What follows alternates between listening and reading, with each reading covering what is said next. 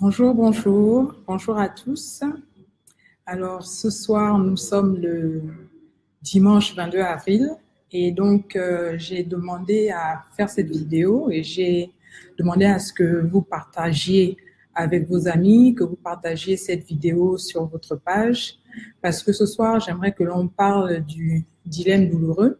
Donc, le dilemme douloureux, c'est le livre que j'ai écrit, que voici, Dilemme douloureux. Et donc, ce soir, j'aimerais qu'on parle de la gestion des émotions. C'est un des pans, justement, qui est dans le dilemme douloureux, un des pans que j'aimerais que l'on aborde ce soir. Alors, je vais inviter, et faites comme moi, inviter du monde, inviter des personnes, partager sur votre page Facebook. Je prends le temps d'inviter.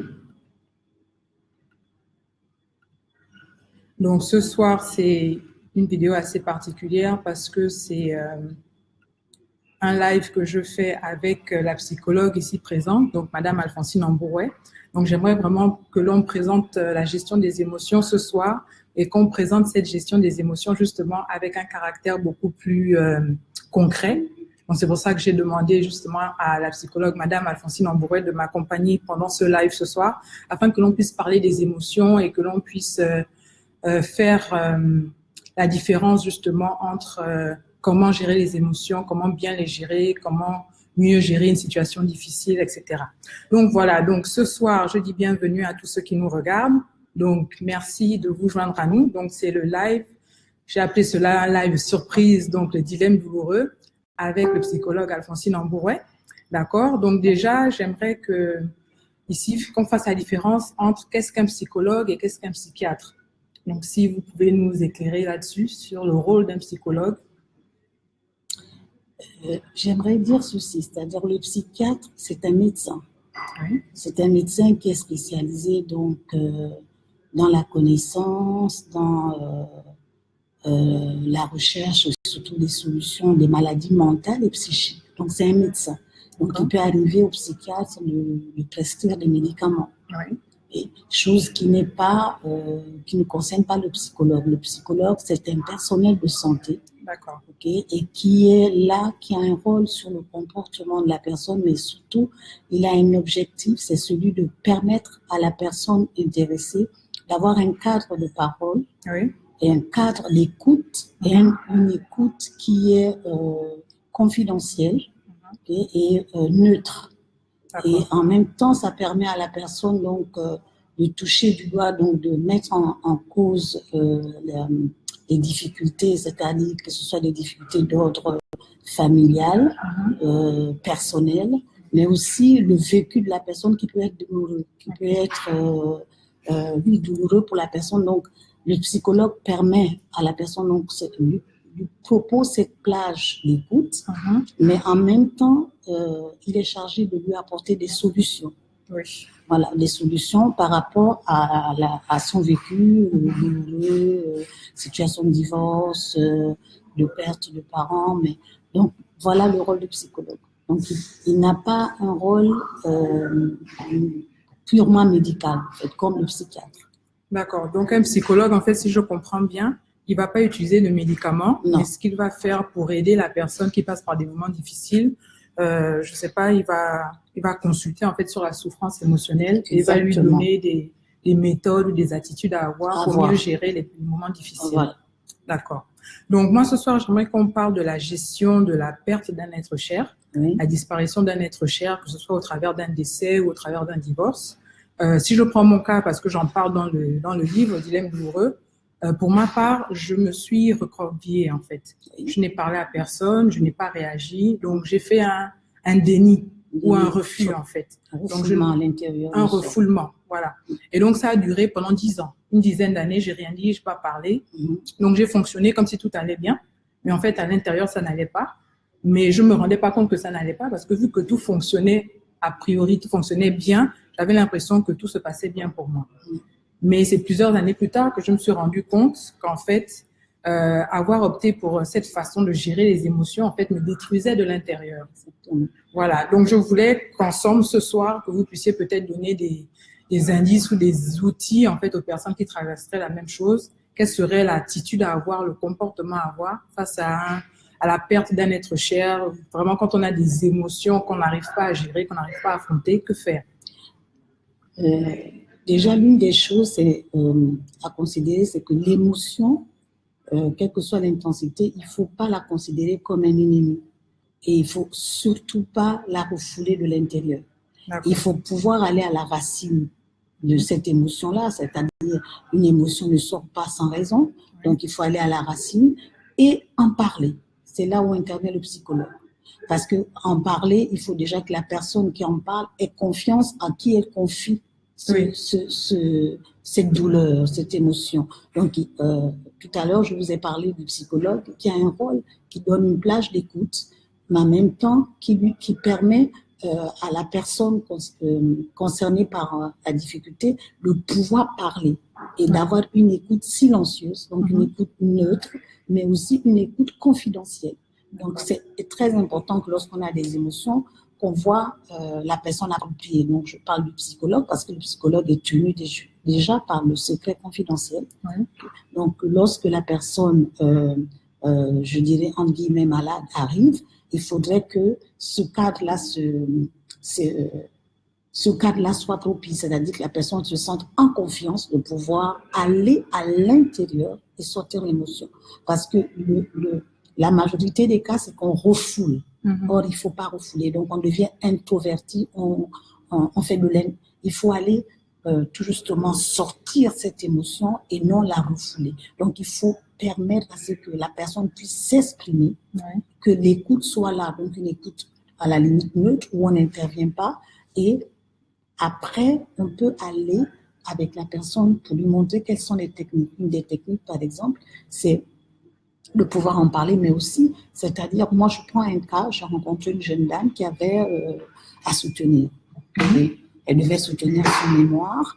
Et, elle avait un jury de professeurs qualifiés. Et donc, elle vivait une émotion intense à l'intérieur. Elle n'avait jamais la peur de parler en public. L'avait saisie au point où elle était sur le point d'abandonner. Je l'ai rencontrée, j'étais encore à l'époque à Bordeaux, et donc j'ai discuté avec elle et je lui ai dit qu'est-ce qui te met dans cet état? Parce qu'on est comme si on avait un combat à l'intérieur. Je ne me parle pas. En l'aidant, en lui faisant comprendre qu'en fait, cette émotion-là n'avait pas objet pour la détruire, il fallait qu'elle en parle. Et une fois qu'elle en a parlé avec moi en me disant j'ai peur parce que j'ai jamais pris la parole en public, et je lui ai demandé de déjà, certains utilisent de la relaxation autoconstructive, ça veut dire de l'intérieur, c'est-à-dire on dégage cette émotion, donc à la limite, c'est de considérer la chose comme si elle n'avait aucun danger vis-à-vis de nous. Donc, je lui ai dit, tu te retrouveras en face des professeurs, tu les connais, certains, et tu les as vus pendant toute l'année. Donc, est-ce que pendant l'année, tu as eu un problème avec eux? Non. Alors, je dis, tu connais ton mémoire, tu sais quel est le sujet sur lequel tu as traité pendant toutes ces années? Oui, je dis, sois à l'aise. Alors, j'ai marché un petit peu avec elle, donc on a fait de la marche, et déjà, le fait de marcher avec elle, elle a commencé à être détendue. Et après, je lui ai dit, il faudrait que tu aies confiance en toi. Parce que si tu parles avec aisance, tu verras que ça va se passer, ça n'aura même pas une heure. Parce que ton interrogatoire, en fait, c'est pas pour te mettre mal à l'aise, mais au contraire, c'est pour te mettre en confiance, pour pouvoir être capable et être utile pour d'autres. Donc ça, c'est dans le cas où quelqu'un a un manque de confiance en soi, donc il a du mal à s'exprimer. Voilà. Et il est habité d'un stress, en fait, juste avant le moment fatidique. Voilà. Par contre, dans le dilemme du W, le fait de s'être introverti, introverti n'a pas aidé. C'est pas l'une des techniques que je conseillerais à quelqu'un qui vient de perdre un être cher. Au contraire, il faut pouvoir en parler. Et tout en parlant avec la personne, il y a des éléments qui vont sortir lors de la conversation et sur lesquels on peut travailler et recréer de la confiance également. Parce que dans le cas du dilemme de Bobo, je pense que le fait d'avoir été très proche du père et un père qui était assez présent, c'était difficile d'accepter son départ. Donc, le refus d'accepter son départ a fait en sorte que je garde à l'intérieur de moi toute cette présence-là et je ne veux pas du tout. Je ne veux que personne ne touche, ne vienne à la limite écorcher ou vouloir faire partie de cette présence. Mais pendant 10 ans, c'était long. Justement, c'est ce que j'allais demander comme question. À partir de quel moment on se rend compte que la personne ne parle pas et que c'est trop long? Parce qu'il y a des personnes qui vont se dire, bon, je vis un moment douloureux aujourd'hui, laissez-moi le temps de me ressaisir, etc. Mais au bout de combien de temps c'est trop long? Au bout de combien de temps la personne, on se rend compte qu'elle ne parle pas et que ça risque vraiment de poser un problème? Au bout de combien de mois, au bout de combien de semaines, on a vraiment envie de dire à la personne, il va falloir que tu t'exprimes, que tu te libères, en fait. Je pense que ce qui a manqué également dans le cas du livre dont on parle, je pense que les personnes autour de toi n'ont pas été assez attentives, assez à l'écoute. Parce que ces choses-là, quand on est proche de la personne, on peut facilement l'aider et lui dire écoute, là, je crois que je te conseillerais telle personne, allons voir un psychologue. Mais cette histoire a tellement touché tous les membres de la famille, je pense que chacun cherchait plutôt à se construire, à trouver des moyens de pouvoir émerger et qu'on n'avait pas la possibilité d'être à l'écoute de l'autre. Mais dans ce cas-là, parce que il y a des cas où vous pouvez dire, OK, les personnes n'étaient peut-être pas attentifs, en fait, à la personne qu'on a face à soi. Mais quand on a face à soi quelqu'un de très buté, en fait, donc la personne, vous allez essayer de lui parler, vous allez essayer de lui tirer les mots de la bouche, la personne va vous dire « je vais bien ».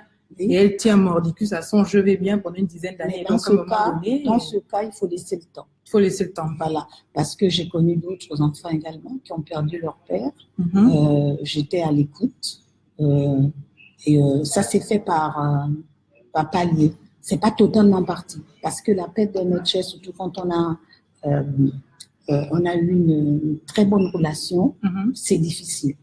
C'est très difficile et je pense que dans ce cas, personnellement, je laisserai le temps qu'il faut parce qu'aujourd'hui, le dilemme du boulot est sorti parce que effectivement, on a fait le deuil. Oui. Si le deuil n'était pas encore fait, ce livre ne serait jamais sorti. Exactement. Donc là, j'aimerais prendre une question. Je vois qu'il y a Anine Mesui qui demande comment parler à un psychologue, car en Afrique, on a tendance à dire que seuls les malades mentaux consultent. Ce que je disais tantôt, le psychologue, je pense que dans les pays européens, il y a des personnes, je dirais, normales, parce que je mets toujours les guillemets, normales, mais qui ont pour habitude d'aller consulter leur psychologue, qui devient un petit peu comme un confident. Mais déjà, un psychologue n'est pas un psychiatre, parce que là, il parle de malades mentaux, justement, mais un psychologue ne consulte pas les malades mentaux. C'est pour ça que je disais tantôt que le psychiatre, c'est un médecin spécialisé dans le cadre des maladies mentales et psychiques. D'accord. C'est pas le cas du psychologue. Le psychologue, il fait partie du personnel de santé, mais qui offre un cadre. C'est là où il faut réellement insister. Il offre un cadre de parole, d'écoute, neutre et confidentiel. Neutre et confidentiel. C'est très important. Parce qu'effectivement, certaines personnes, quand on n'a pas ce côté confidentiel, la personne aura du mal à se confier. Déjà, la première approche entre un psychologue et une personne qui a besoin d'aide, il faut que le capital confiance soit déjà mis en œuvre. Sinon, moi, dans mon cas, quand je consulte même les enfants, je laisse la première consultation, elle est toujours gratuite parce que je considère ça comme une prise de contact. Une prise de contact. D'accord. Donc, pour que la personne, en fait, s'habitue au psychologue et qu'on se sente à l'aise, en fait, de s'ouvrir. Voilà. Ce n'est qu'au bout de la deuxième séance ou de la troisième que la personne est plus à l'aise et peut facilement s'ouvrir et parler de ce qui lui tient à cœur. D'accord. J'espère que nous avons répondu à la question d'Anine Mesui, qui dit qu'en fait, le fait de ne pas pouvoir se parler à un psychologue en Afrique, elle dit qu'on finit par se consumer intérieurement. Mais c'est plus douloureux et je pense qu'il faut que Annie cherche à rencontrer un psychologue. C'est vrai qu'il n'y en a pas beaucoup encore en Afrique, mais on trouve toujours. D'accord. Et donc, moi, j'aimerais parler maintenant du fait que, voilà, donc Anine me dit qu'on a répondu à sa question. Donc là, j'ai une autre question de Stéphane Lec qui dit: le temps au temps ne serait-il pas un élément catalyseur pour une destruction en soi? Et que doit-on faire face aux personnes à qui on se confie puisqu'ils finissent à dupliquer notre personne? Je n'est pas sûr d'avoir compris la question. Non. Donc, le temps au temps ne serait-il pas un élément catalyseur? C'est ce que j'ai répondu tout à l'heure. Je disais que certaines personnes, ça dépend des personnes. Il y a des personnes tout de suite qui, j'allais dire en guillemets, l'état se détériore.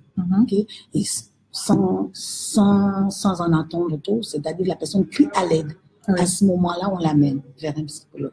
Mais il y en a d'autres qui font de l'introversion et qui gardent, donc, et même ils mettent une façade. En fait, c'est comme un voile. Et ils ont interdiction. En fait, ils s'interdisent à ce que ce voile soit déchiré. Donc, ils veulent que personne ne rentre dans leur monde et ils vivent leur monde seuls. Et je dis, dans ce cas-là, ces personnes-là ont besoin de temps jusqu'à ce qu'ils arrivent à se sentir prêts à parler. Il faut les accompagner, il faut être avec eux sans pour autant casser.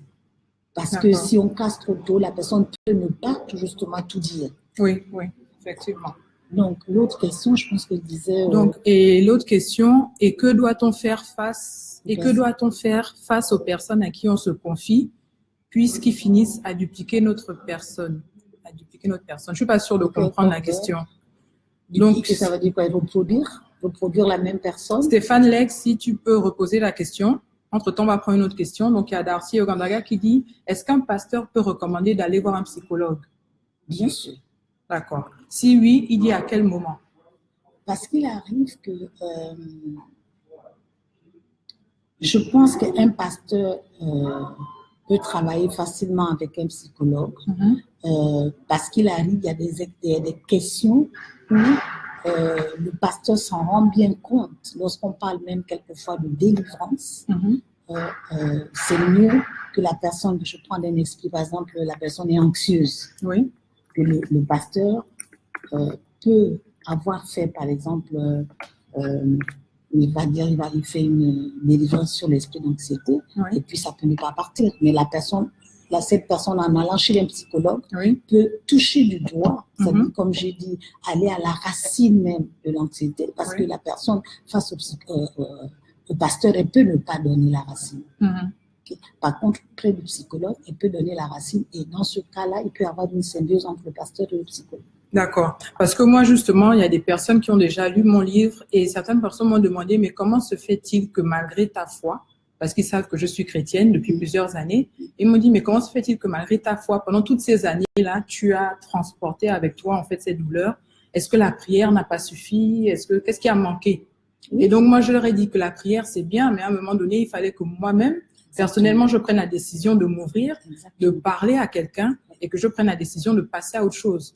Donc, je priais, je pouvais demander à Dieu de garder mon cœur, de me consoler ou de me réconforter.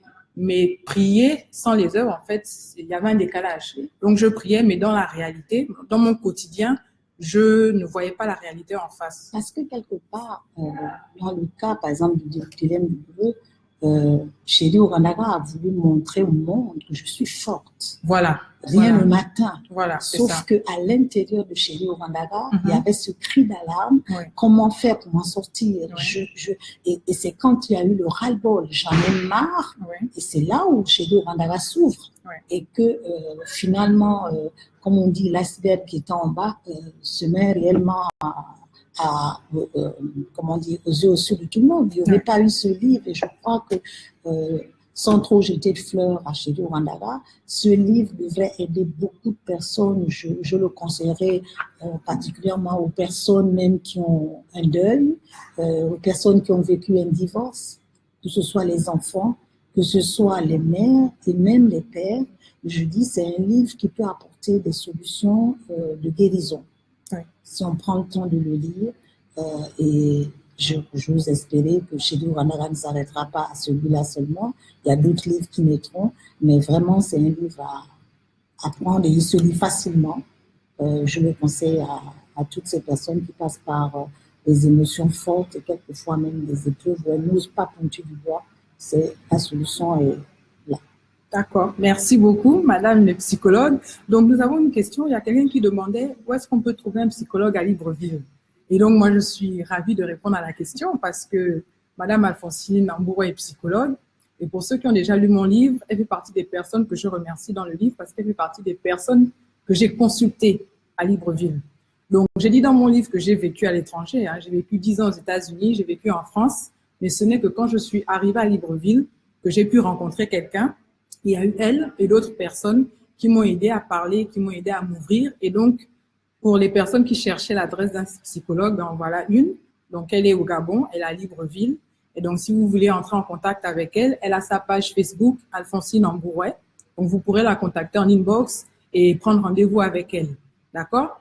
Donc, Douce Lénie qui dit un vrai psychologue, pas les vendeurs d'illusions. Non, non, un vrai psychologue, pas les vendeurs d'illusions. Effectivement, elle est psychologue. Et donc, tout à l'heure, il y a Darcy Ogandaga qui demandait est-ce qu'un pasteur peut envoyer quelqu'un chez un psychologue?